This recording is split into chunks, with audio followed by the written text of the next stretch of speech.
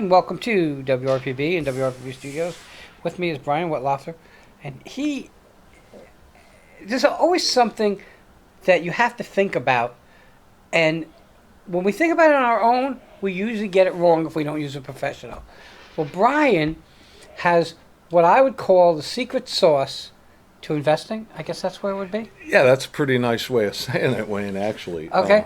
Well, and it's a term I've heard before, but I just had another guy on who does something totally different than I do and you do, and he had the secret sauce for his thing.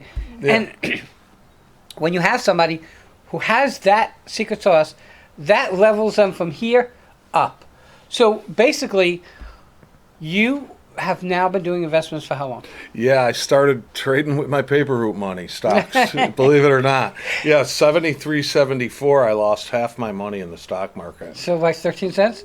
Yeah, it was like, it was devastating to me, actually. But isn't that like a learning lesson? I'm seasoned. A lot of portfolio managers, pension fund managers, mutual fund managers, they haven't even been through a really serious bad bear market. Yeah. If you don't count the last one, that was really kind of an anomaly because of the fiscal response to it. Right. But I'm talking about an economic cycle where we're in a serious recession for a long period of time. Hasn't happened in a long time. I'm far from rich. Yeah. But I have a 401k, small. Sure. And when I was talking to Brian, actually, it wasn't even you I was dealing with. I was actually dealing with your wife. Yeah. Who does my wife's hair. And I'm like, we were talking, and it was like, oh, I got this money, and it's sitting there. And I watched it go from here to here. And we were just talking, and I didn't know there were stop gaps and safety measures that you can put in place. Yeah, so a lot of people don't understand that. I just want to back up a second about something that you mentioned or referred to. The trouble is that, in my mind, the secret sauce concept is a good principle to talk about for a moment. In my mind, the problem is that a great amount of money is spent in the financial services industry packaging solutions for retail consumption. Very, very little resources are devoted to teaching people how to manage their own money. It's not taught in schools, elementary, secondary, high school. They don't teach kids about credit, finance, how do you apply for a loan. They used to teach you how to balance a checkbook, but we don't need to do that anymore. They teach you how to cook. Yeah, well, the thing is that there's a great need for that. And part and parcel to that need is a very important measure that must be taken to keep costs down of your investments. And, of course, the industry wants to elevate those costs while they're talking about lowering them. So, all right. I don't want to give too much of your secret sauce because you're going to be coming on board and doing your own show. I'm excited about that. Okay, but this is the couple of pieces that interest me. Okay. So I have $100. I'm just picking a figure. Sure. And I go to another investment company, and they charge me $10. Okay. And now I make another $100. Okay. And now my $10 is not $10 anymore. Now they're going to charge me more. Is that how that breaks down? Yeah, well, basically they charge for a percentage of the account value. Okay. So if the value of the account generally grows most of the time, 85% of the time we're in a bull market, your account is increasing in value, and so is your cost of receiving the advice from those people. So what makes yours different? I don't do it that way. I charge a flat fee, and that flat fee stays the same. It never goes up. It's fixed cost. So if I start with my $100 and you charge $5, Yep. when my $100 becomes $10 million, you're still charging that $5? $5. Okay. So when you go to an investment person, you're going hopefully with the positive thought that this person is going to help you grow that investment. True.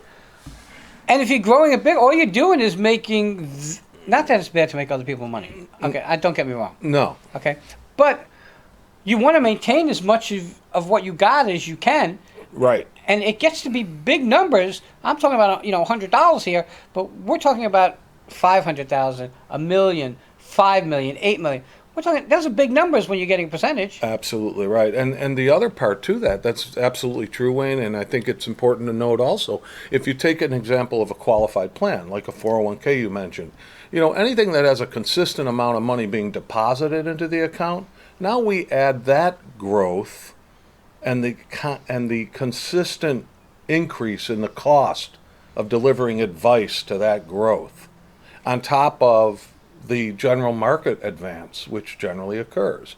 So when you add those two factors together, money being deposited out of a person's paycheck into a 401k, why is that subject to an increasing percentage? Oh my God, I didn't even think of that. Well, think about that. So these are the things that you guys are going to get from what you are going to teach them. We teach them how to convert those percentage costs to a fixed cost. And I always was taught that anytime you take a variable expense and convert it to a fixed expense, that advances the other person's interest. Oh, I can tell you right now, I'm going through a scenario, and these people can't give me a cost because it's not a fixed cost. I said, well, how much? Give me that. I can't. Well, but I can't. It changes. Well, I don't want to do business with you because I don't want something open-ended. Right. Okay, that makes zero sense to me. Okay, that gives my total control of what I have to somebody else. That's correct, and that is part of the psychology of the way things are done out there. That does not serve the little investor or Me. or even the medium to high net worth individual. Is that they're not being, first of all, taught anything. They're being autopiloted. Number two, they're told this is the way it's done. This is how we charge. This is the way the industry charges. The fact is that it really starts to. I mean, these are guys with gold cufflinks, drive brand new Mercedes. They belong to the country club. Reminds me of the old story of Fred Schwed, who wrote a book called "Where Are the Customers' Yachts?" And it's on my website. So back in the old halcyon days, where a bunch of boats riding on anchor in New York's harbor, the tourist with the tour guide says, "There are the brokers and bankers' yachts." And the tourist said, "Where are the customers' yachts?" You wouldn't even think that. But I don't want to go into too much because I really want them to stay tuned. Because when you come on doing your piece and your show, they're going to learn a bunch of things. I mean, I sat in my office with you for about 40 minutes, and I got to tell you, in 40 minutes, probably 30% stuck in my mind, and the rest went over my head. Now, that's good and bad. The good about it is I learned 30%. The bad is that I didn't know 70%, which now I'm going to be able to learn.